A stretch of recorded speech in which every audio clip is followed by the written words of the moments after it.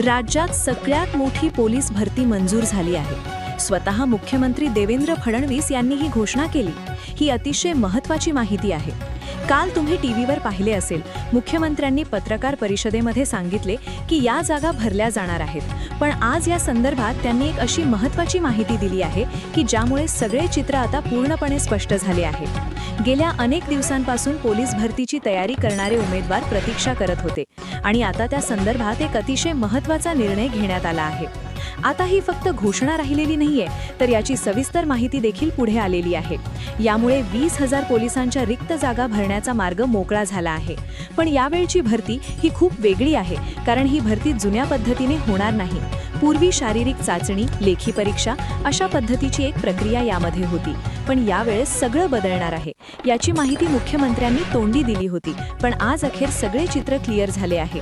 मग नेमकी ही जी भरती असणार आहे ती कशी होणार आहे, कोणत्या तारखेपासून सुरू होणार, ऑनलाईन फॉर्म कधीपासून भरायला सुरुवात होणार आहे, यावेळेस मैदानी चाचणी आणि लेखी परीक्षेचे स्वरूप कशा पद्धतीचे असेल, मुख्यमंत्र्यांनी कोणत्या जिल्ह्यांमध्ये सर्वाधिक जागा भरण्याचे निर्देश दिले आहेत, त्यावेळची पात्रता, वयोमर्यादा, शैक्षणिक अर्हता कशा पद्धतीने बदलली आहे, कोणते नवीन बदल करण्यात आलेले आहेत, सगळी सविस्तर माहिती टप्प्याटप्प्याने मी तुम्हाला देणार आहे। जर तुम्ही पूर्वीच्या पद्धतीने तयारी करत असाल तर तुम्ही ताबडतोब ही माहिती पहा, कारण की मोठा बदल होणार आहे। त्यामुळे जर तुम्हाला भरती व्हायचे असेल, तुमचे स्वप्न असेल, तर हा व्हिडिओ मध्येच बंद करू नका। चला तर वेळ न वाया घालवता व्हिडिओला सुरुवात करूया। मुख्यमंत्री देवेंद्र फडणवीस यांनी विधानसभेत स्पष्ट केले की राज्यातील पोलीस दलाची आता पूर्णपणे पुनर्रचना करण्यात आली आहे। या पुनर्रचनेनंतर पोलीस दलात एकूण 2,27,000हून अधिक पदे मंजूर झाली आहेत। त्यापैकी सध्याची 16,607 पदांची भरती प्रक्रिया ऑलरेडी अंतिम टप्प्यात आहे, ज्याचे ग्राउंड आणि पेपर झाले आहेत। मात्र गृहमंत्री म्हणून आपल्या कार्यकाळात 50,000पेक्षा जास्त पोलिसांची भरती केल्याचा दावा करत त्यांनी आता तातडीने आणखी 20,000 पदे भरण्याचा निर्णय घेतला आहे। या नवीन भरतीची कारवाई लवकरात लवकर सुरू होणार असल्याचे त्यांनी सभागृहात आश्वस्त केले आहे। यामुळे लाखो तरुणांच्या आशा पल्लवित झाल्या आहेत। पुढचा महत्त्वाचा मुद्दा जो तुमच्या करिअरसाठी निर्णायक ठरू शकतो, तो म्हणजे भरती नियमांमधील बदल।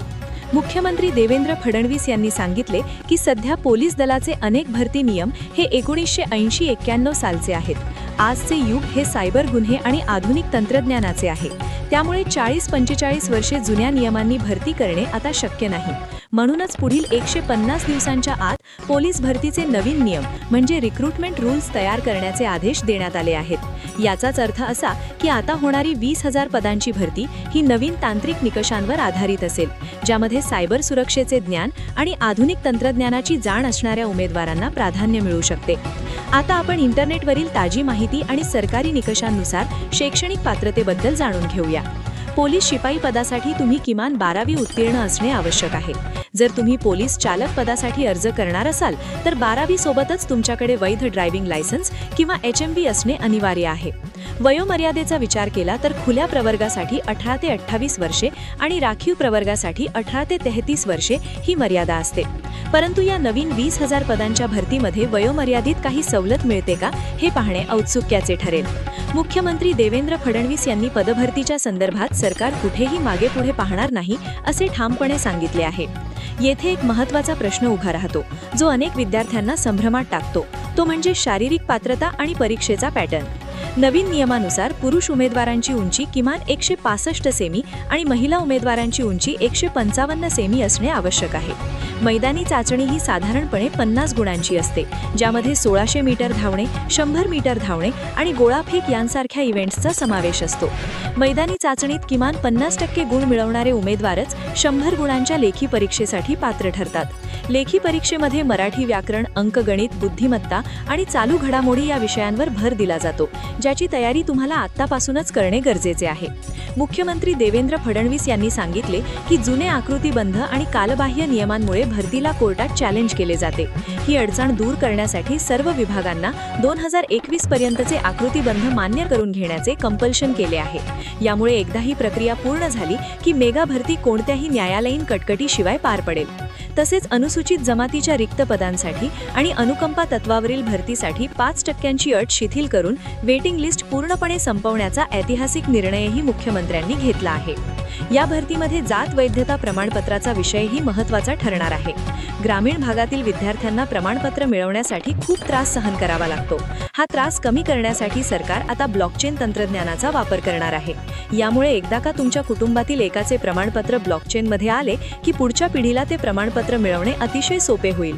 मुख्यमंत्री देवेंद्र फडणवीस यांनी स्पष्ट केले की वैधता समित्यांचे काम वेगाने सुरू आहे आणि जे अधिकारी यामध्ये टाळाटाळ करतील त्यांच्यावर सस्पेन्शनची कारवाई केली जात आहे, जेणेकरून विद्यार्थ्यांचे नुकसान होणार नाही. आता सर्वात महत्त्वाचा भाग, ही 20,000 पदांची भरती नेमकी कधी होणार? मुख्यमंत्री देवेंद्र फडणवीस यांनी दिलेल्या माहितीनुसार सध्याची भरती प्रक्रिया संपताच आणि नवीन नियमावली तयार होताच म्हणजेच येत्या काही महिन्यात या मोठ्या भरतीची जाहिरात प्रसिद्ध होईल. साधारणपणे ऑगस्ट किंवा सप्टेंबर 2026 पर्यंत या भरतीचे पडघम वाजायला सुरुवात होऊ शकते.